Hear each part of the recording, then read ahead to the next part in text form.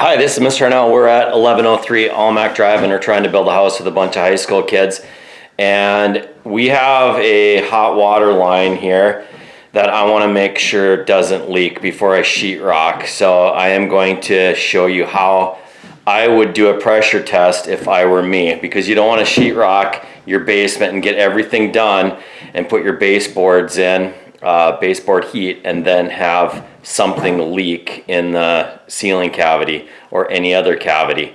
So we're gonna do a pressure test.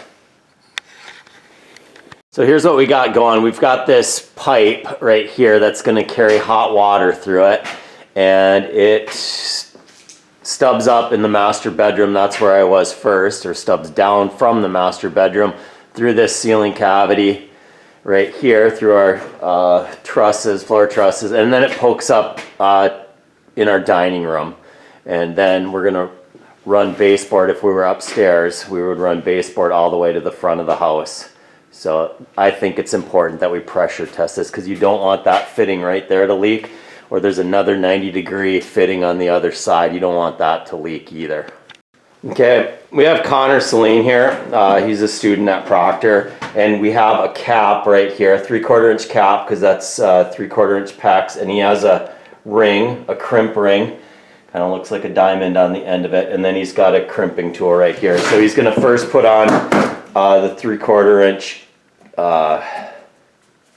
crimp clamp ring, and he's going to shove that down about, I'd say about an inch or so. Now he's going to insert that cap, and you got to press kind of hard like this. He's giving it the business.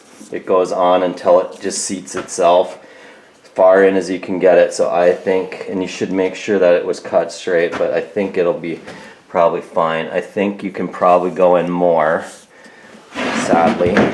Okay, and now that's what I think it should look like that. Now we slide that ring up, which is kind of hard. You got to wiggle it back and forth, and you got to get that crimp ring up so it's about 1/8 of an inch. Right now we're at about 1/4. We're getting darn close. And so when you can see a little bit of red like that, then I think we can crimp it. And it could be a 2-man job or a 2-person job. We can't use the word man, but a 2-person job, as someone maybe holds the pipe. And then he's just gonna ratchet that till it squeezes shut. And then I told him to do it one more time, and then do it one more time and just hold it just steady, because I'm a worrier by nature. Okay, and I want to see it crimp like that. Okay, perfect. I like that. That's the way you should have done it every time. Okay, so this end is capped. So now on the other end, we are going to put a gauge. Okay, I found this gauge in my plumbing box. So I've used this one before. And on this side, it's got a valve right here for a tire pump on this side. But as you can see, it needs a little something on this side. So what I did is I bought some 3/4 inch male PEX adapters like this. So one side will screw in to this T. Didn't have my camera set up right. You see how that's pipe thread right there? So I bought pipe thread, I hope, right there. And then we're going to put a little Teflon tape on this fitting right here, and we're going to insert it in there. All right, I have what's called Teflon tape right here. It comes in a roll. It's probably about 99 cents. But if you don't put any pipe thread compound, they make it in kind of a pasty liquid form, but I don't have any here.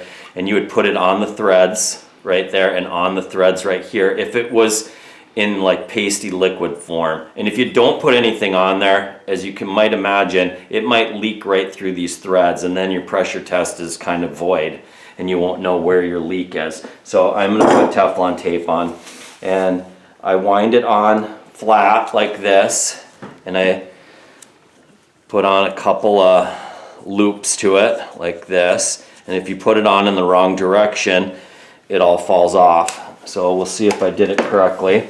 So it looks something like that. You can't put Teflon tape in there. It's on the threads right now. And then I just weave it on like this, like a normal righty-tighty, like so. And then I would suggest you use some sort of a wrench, because my hands are pretty strong, but not strong enough. And then I tighten this. But if you tighten plastic too much, you know what happens? It breaks. So I tighten this up till it feels kind of good. And now we're gonna stick this side on the other side of that pipe. Okay. Okay, so we're on the other end right now. He's gonna put the ring on first, drop it in and on about an inch down or so. And then he's gonna insert that PEX male adapter with our gauge on it. And he's gonna press hard, okay, until it seats right up against the edge where it's supposed to. So that looks Jenny Crane-ish, good, and then we slide that ring up. Okay, we tried to put air into this old pressure gauge, but there's something wrong with it. Our pump seems to work, but our gauge doesn't seem to be working. So, like most things I try and do myself, it doesn't work. So I have a new gauge right here that I bought at the M-Word, and we're just gonna simply unscrew this one, put some Teflon tape on that male thing again, and we're gonna try with the new one to see what our problem is. Oh yeah. Okay, we put a new gauge on it, and as you can see, the gauge is going up, so that other gauge is junk. So I said put 10 pounds of pressure in it. I don't know how much pressure this pipe can handle, but I think it's like 1500 psi, which is a lot more than just the pressure of water.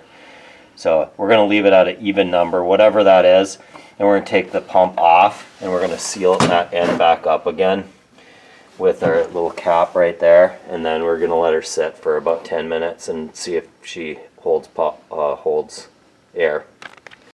Hi, this is Mr. Arnell. I don't have any students here, so I don't have a mask on right now, and it's the next morning. So 24 hours have passed since I first started this project right here. And I talked to my plumber last night, and he said that a lot of times this Schrader valve leaks right there. So this is one that he gave me.